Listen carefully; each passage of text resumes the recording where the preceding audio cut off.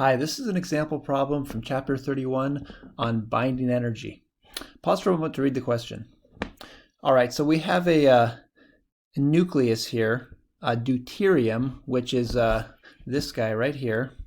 And if we remember the kind of generic way of writing down the nucleus symbol, so it would be X is the name of the element, Z is the number of protons, the atomic number, and A is the number of nucleons, which is protons plus neutrons, right? So in this case, we see H. So it's a hydrogen isotope. It's got one proton, makes it hydrogen, and it's got two nucleons. So one of these is a proton, means that you must have one proton and one neutron here. The idea here of binding energy is the idea that when you have a bound particle like this isotope of hydrogen, you've got a binding of a couple particles here. You've got a neutron and a proton that are bound together.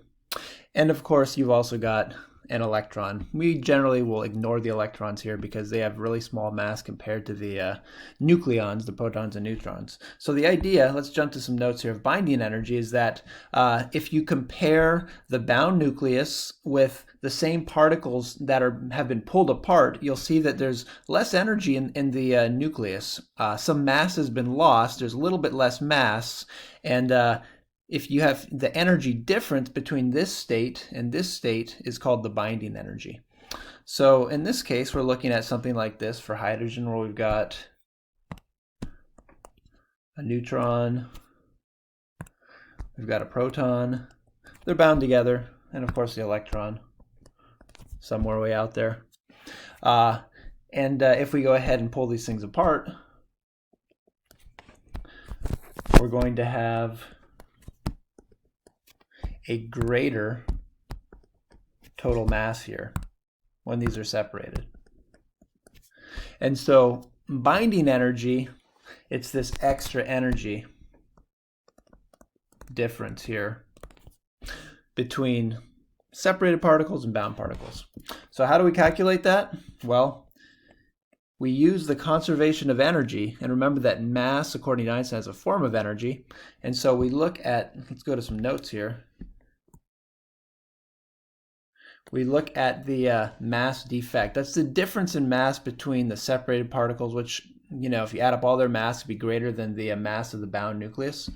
So we're going to calculate that. How do we do it? Well, we look at the mass of the separated particles, however many there are, we add them all up, and we subtract from that the mass of the bound system. So this is the mass of the deuterium bound together.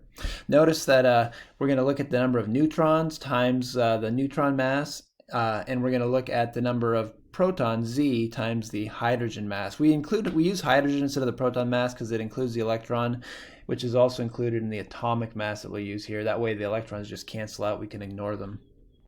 So we'll go ahead and use this equation to calculate delta M, the mass defect, difference in mass, and in this case we've got Z, we identified here, is equal to 1, and so we're going to have 1 times the mass of hydrogen, which is given up here, in atomic units of U, or atomic mass units. Now notice that we need to use this entire large number with lots of digits because according to Einstein's equation, a tiny amount of mass gets converted into a huge amount of energy, so we have to be really careful to keep all the digits.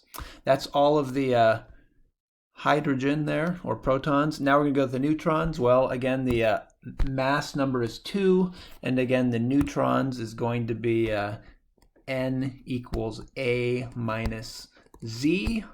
So that's going to be 2 minus 1. As we said before, we've got 1 neutron. So we've got 1 times the mass of the neutron. I'm going to need to use that whole big long number again, 1.008665 U. And so there is the total mass of the separated particles. And now we're going to subtract from that the atomic mass of deuterium, which is given here.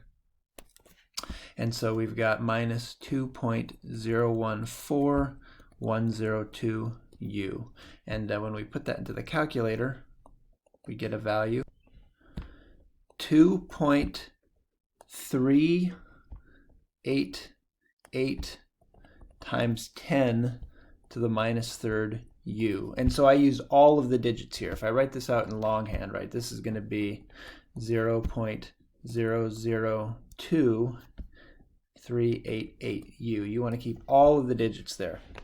All right, next step, we're going to go ahead and convert this mass difference into an energy, which is the binding energy here. We're going to go ahead and use Einstein's equation for that, which says that binding energy is equal to the change in mass times c squared. So delta E, the total binding energy here, equals delta M times c squared, which is equal to the number 0.002388U multiplied by c squared. Now I'm not going to write 3 times 10 to the 8th. I'm going to leave it as c squared because we have a conversion factor, which is really useful here. 1U is equal to 931.5 MeV per c squared. So let's convert from U to the units of MeV per c squared.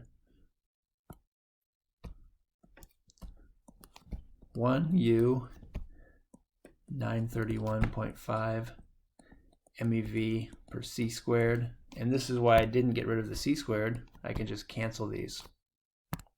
And when we do the calculation, let's see what else cancels. Our u's cancel. We'll be left with the units of MeV.